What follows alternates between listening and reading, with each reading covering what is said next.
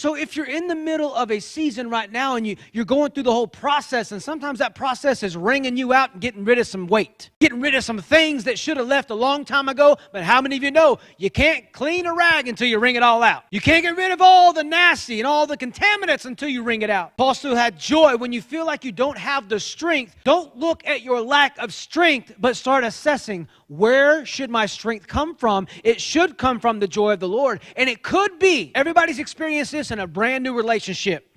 Oh, everything's good.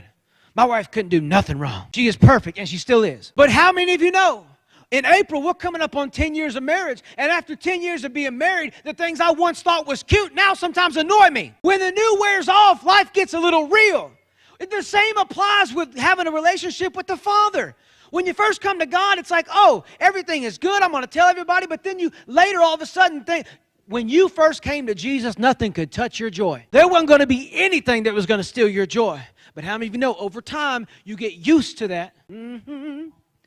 How many of you know when you're in a relationship, you can get used to that? And you got to work for it. You got to work for it. You got to make it work. Because you don't stick around just because things are good. You stick around because you love deeply with no strings attached. I try to tell my son this, that love isn't something you feel, it's something you do every day. Some people try to say, well, if you got to work at it and you're fighting and you're doing this and doing that, well, you must not really be in love. That's not true. Real love sticks it out after the fight. Real love will make you go and hold her and hug her or give her space, whatever she needs. I feel the wisdom of the Lord coming down into place. Whatever she needs, all right, fellas, take some notes. If you don't take notes, you should now. Whatever she needs to make it right so that she knows and that he knows that you are sorry for what came out of your mouth and the way it was presented. How many of you know you can say something 5 different ways, and if you say one wrong presentation, the whole thing is blown. Presentation is key. Write that down. The way you say it, the way you live your life is key. Presentation is key.